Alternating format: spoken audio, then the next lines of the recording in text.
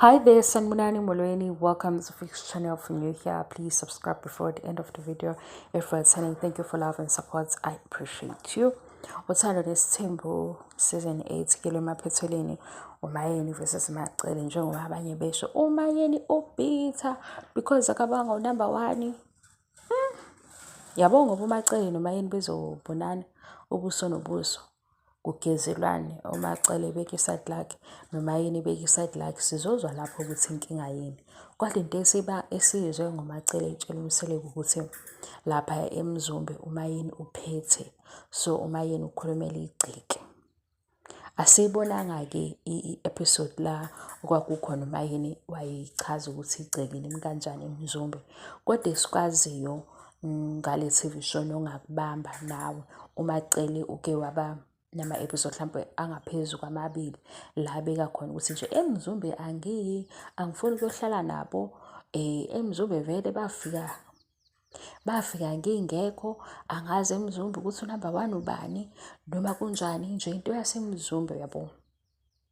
Kwaze kwafika isikhathi la uMacele indlu yakhe eseMzumbe athi ayithathwe uSneh, ayipho uSneh, and lokho sishayela ihlombe kakhulu because ngicabanga ukuthi uSneh umnikeze nje indawo yakhe ukuthi indlu engayilungisa. Lokho ngibona kuyinto enkulu because indlu into enkulu, kodwa uMacele igcike laseMzumbe yena wathi akafuni nje, waze wathi uyaphoqeleka.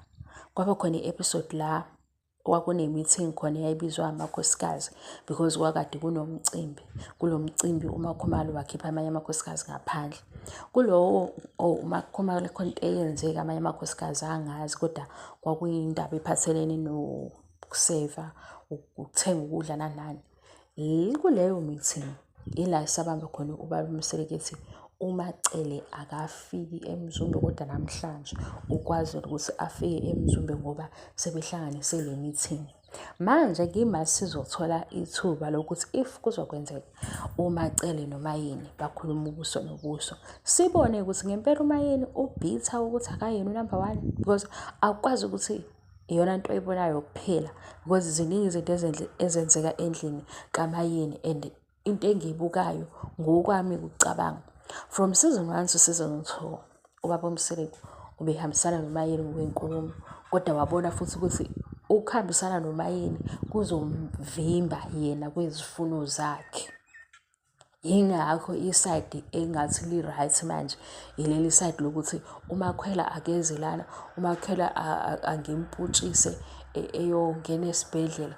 Siyabona ukuthi lela side lelana livume liyakwazi ukugoba. Inkinga lela mayeni iside liqondile.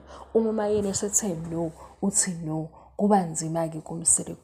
Kodwa-ke njengamanje i-episode esizobamba yona mase senze i-review ukuze sazi ukuthi umayeni ngempela ubitha yini ukuthi akayini unumber 1, like into yakhe ilele lapho kuphela yini.